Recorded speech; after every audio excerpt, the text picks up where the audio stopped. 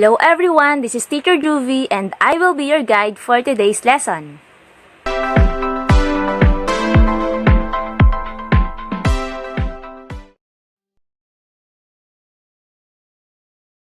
This lesson, we will study and learn about geometrical concepts and describe the things around us.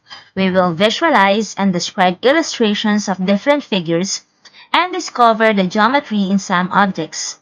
Furthermore, we will also discuss the concepts of different solid figures and its common characteristics.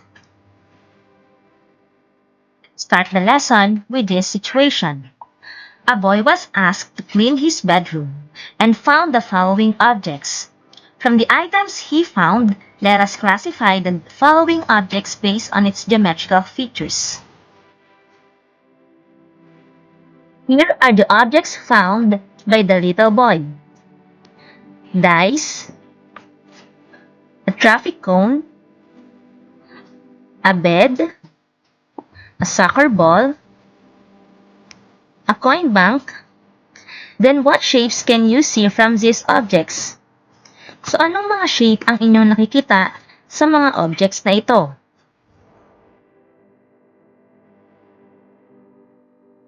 So dun sa object na dice, makikita natin ang shape na square.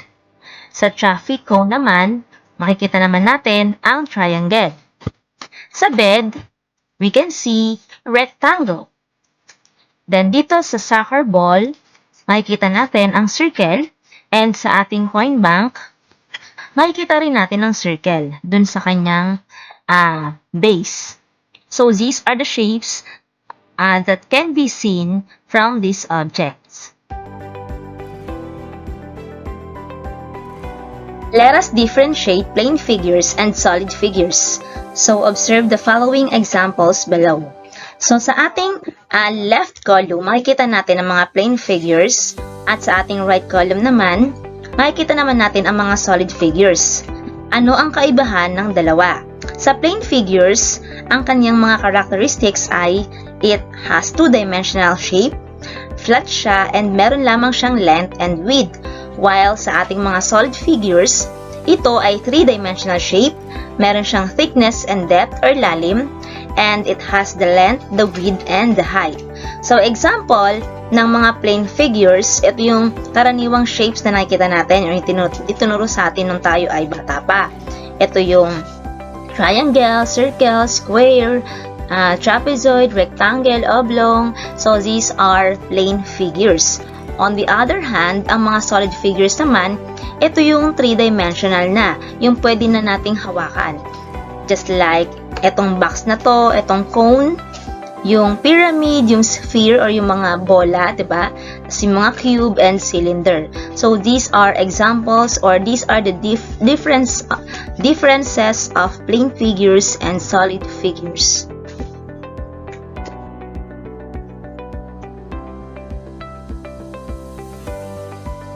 So, balikan natin yung column natin sa kaliwa kanina, yung mga plane figures. So, we observe that pictures from the left side are flat. So, lahat ng yan mga flat, diba?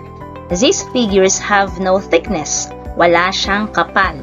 These are called two-dimensional shapes or plane figures because it only has the length and the width. It can be composed of a straight line, curved line, or both straight and curved lines. So, kaya may napansin kayo dito, may combination siya ng straight and curved lines. So, these are plane figures.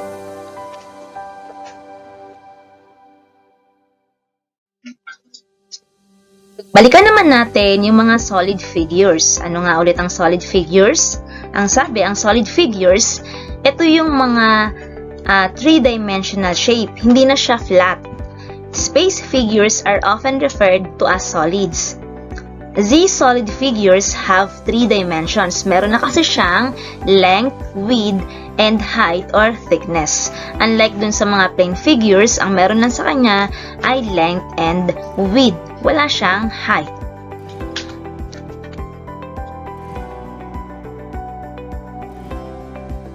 Ang solid figures, meron din siyang iba't ibang parts. So, napakahalaga na alam natin tukuyin ang mga parts ng isang solid figures. So, for example, itong cube na to, mapapansin nyo, the flat surfaces of a solid figure are its faces. So, yung mga flat surfaces na nakikita natin sa isang solid figures, ang tawag natin doon ay faces. So, dito sa cube na to, may makikita tayong 6 faces. So, 1, 2, 3, 4, 5, 6 faces.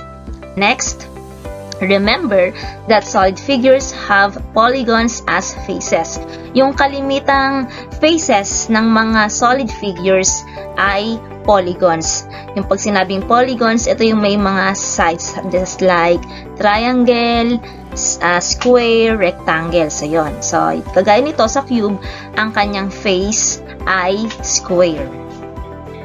Next, the base is the face on which the figure rests. Pag sinabing base, ito yung face kung saan yung pinakailalim, yun yung base. Okay? Okay, so aside from the faces of the solid figures, another part ng solid figure ay ang tinatawag nating edge. When we say edge, this is the line segment where two faces meet. Ito yung line segment kung saan nag-meet yung dalawang faces. A vertex, yun yung singular, ang plural form niya ay vertices, is the corner that is formed where the ends of the line segments of two or more faces meet. Yung vertex, ito yung mga sulok. Ito, mga sulok na yan. Yung edge, ito yung gilid. Yan, yung gilid na pinapakita dyan sa illustration. Samantalang yung vertex ay yung pinaka-point. Point ng isang solid figure. So, since marami ang vertex ng isang solid figure, ang plural form niya ay vertices. Okay, so ating isa-isahin ang mga characteristics ng solid figure. So, let's start with sphere. So, ang sphere has a curved surface on which every point is equidistant from the center. So, kumbaga sa circle, yung point niya, every point niya dapat pantay-pantay or pare-pareho ng layo mula dun sa center. So, same siya ng circle. Ang circle, flat surface lang siya, samantalang ang sphere ay isang curved surface. So, ang number ng faces and bases ng sphere ay 0. Wala naman tayong nakikitang faces dyan, diba? Ang number ng edges niya ay 0 din. Wala din naman siyang mga line segment. And wala din siyang vertex. Next naman ay ang rectangular prism. So, ano ba ang rectangular prism? Ang rectangular prism has 6 rectangles for its outside surface. Each surface is called a face. Each pair of faces intersects outsides in an edge. Okay, so ang rectangular prism, meron siyang 6 faces or bases. Ang kanyang edges naman ay 12 at ang kanyang vertices naman is 8. So, yun ang characteristics ng rectangular prism. Okay, next ay cone. Yung cone, kung nakakita na kayo ng ice cream cone, ganun ang itsura ng cone. So, itong example ng cone, yung traffic cone. So, a cone has a circle for the base, ang kanyang base ay circle, and a curved surface that comes to a point. So, ang bilang ng faces ng cone ay isang curved surface which is a circular base.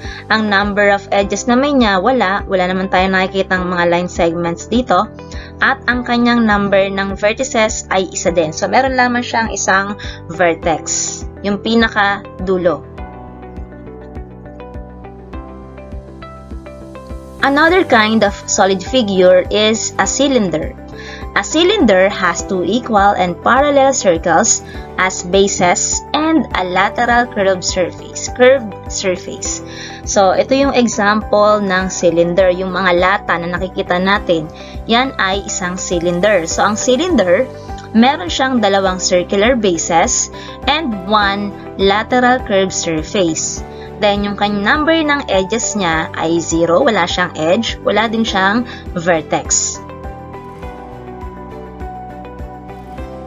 Okay, another kind of solid figure is a pyramid. So, kung nakakita na kayo ng Pyramid of Egypt, so yun yung example ng pyramid na solid figure.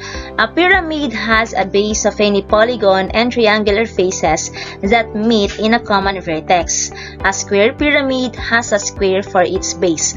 So, nakadepende yung tawag doon sa pyramid sa kanyang base. Kung halimbawa, square yung base niya, ang tawag natin doon ay square pyramid. Kapag naman triangle ang kanyang base, triangular pyramid.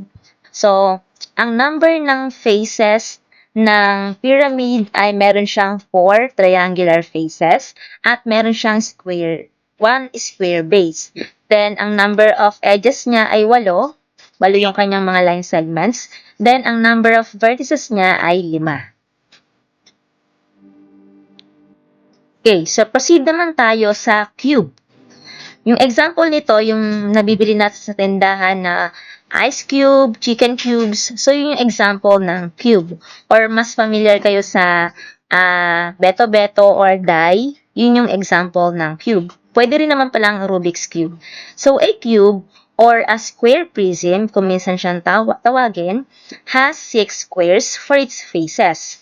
All the edges are equal in length. So, same siya ng square, pantay-pantay ang kanyang mga edges or ang sukat or ang haba ng kanyang mga edges. Then, it has 8 vertices and 12 edges. So, yun nga sinabi na ang number ng faces ng cube ay 6, ang number of edges ay 12, and number of vertices ay 8.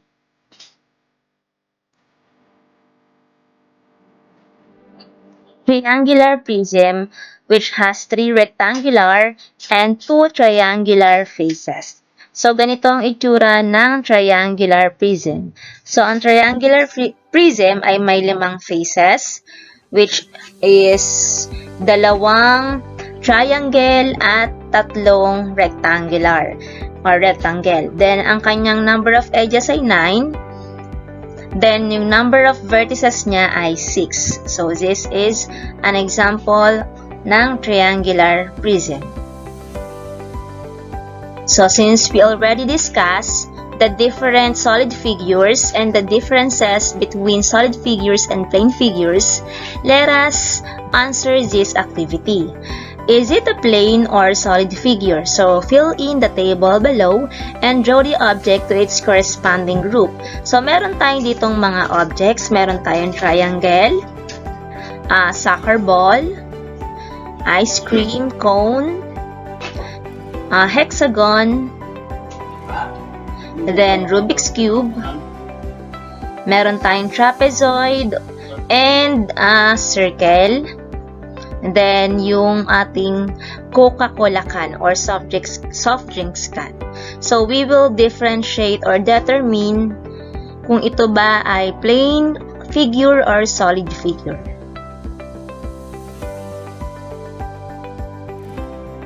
So, meron tayong 2 column dito. Ilalagay natin sa plane figure yung mga shape or object na nasa plane figure. Then, solid figure naman, ilalagay naman natin dito yung mga objects na ika-classify natin as solid figure. So, let's start with triangle. Ang triangle ay kabilang sa plane figure dahil siya ay isang flat surface, di ba? Ang soccer ball ay kabilang sa solid figure dahil siya ay 3-dimensional na. Next, yung ice cream cone, siya ay kabilang sa solid figure. Then, yung hexagon, siya ay plane figure. Tapos, yung Rubik's Cube, siya ay nasa solid figure. Yung quadrilateral o yung trapezoid na to, siya ay kabilang sa plane figure.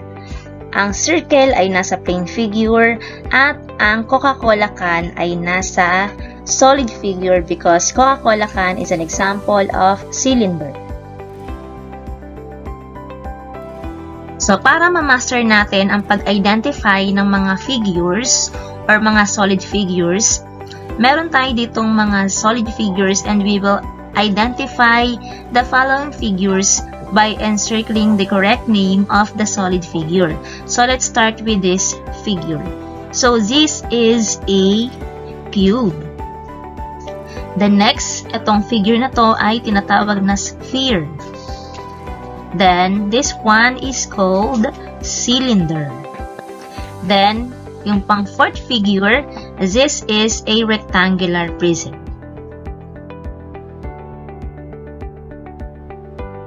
Next, let us identify this figure. So, this is a pyramid. Okay. Then, ito naman ay tinatawag na triangular prism. And this one is obviously a cone.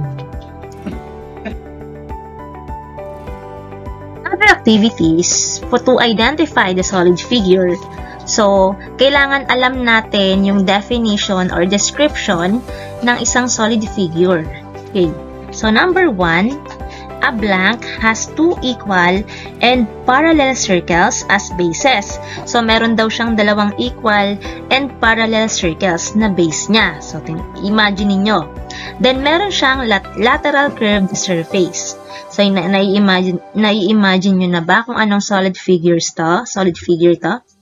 Yes, this is a cylinder. Okay, next. Number 2. A blank has a base of any polygon and triangular faces that meet in a common vertex. So, meron siyang base na kahit anong polygon, pwedeng square, pwedeng triangle. Then, yung kanyang mga faces ay triangular and nagmi-meet siya in a common vertex. Ibig sabihin, may isa siyang vertex. It has a square for its base. So, square daw yung kanyang base. So, therefore, this is called pyramid or square pyramid. Number 3. It is a solid figure that blank has a curved surface on which in every point is the same distance from the center within. It is perfectly round. So, yung counterpart niya sa plane figure ay circle. So, perfectly round. That means this is a sphere. So, sabi dyan, tatandaan nyo lang yung distance dapat, yung every point ay dapat distance or same yung distance from the center. Yun yung pinaka mahalagang description para sa sphere. Next, number 4. A blank or a square prism has 6 squares for its faces. All the edges are equal in length. O, nakita nyo? Lahat daw ng edges niya ay pare-pareho ang haba. It has 8 vertices and 12 edges. So, I think alam nyo na to. From the word square prism, this is called a cube. So, let us identify the solid figure being described in number 5. A blank has 3 rectangular and 2 triangular faces. Therefore, meron siyang 5 faces. From the word triangular, meron siyang dalawang triangular faces. So, ano kayang solid figure yon? Okay, correct. That is a triangular prism. Next, number 6. A blank has 6 rectangles for its outside surface. Each surface is called a face. Each pair of faces intersects outside in an edge. So, pansin nyo, meron daw siyang 6 na rectangular faces. So, ibig sabihin, this is a rectangular prism. Okay, for number 7, a blank has a circle for the base, circle yung kanyang base, and a curved surface that comes to a point. Okay, so, meron siyang curved surface, then, isa yung kanyang point. So, alam na natin yan. So, this is a cone. Okay. So, very good. Lahat kayo ay nakatama. Therefore, you already mastered how to identify the solid figures and you already know how to differentiate the plane figures from solid figures. Thanks for watching this video. Hit like if you learned from this video and don't forget to subscribe on my channel. Thank you so much.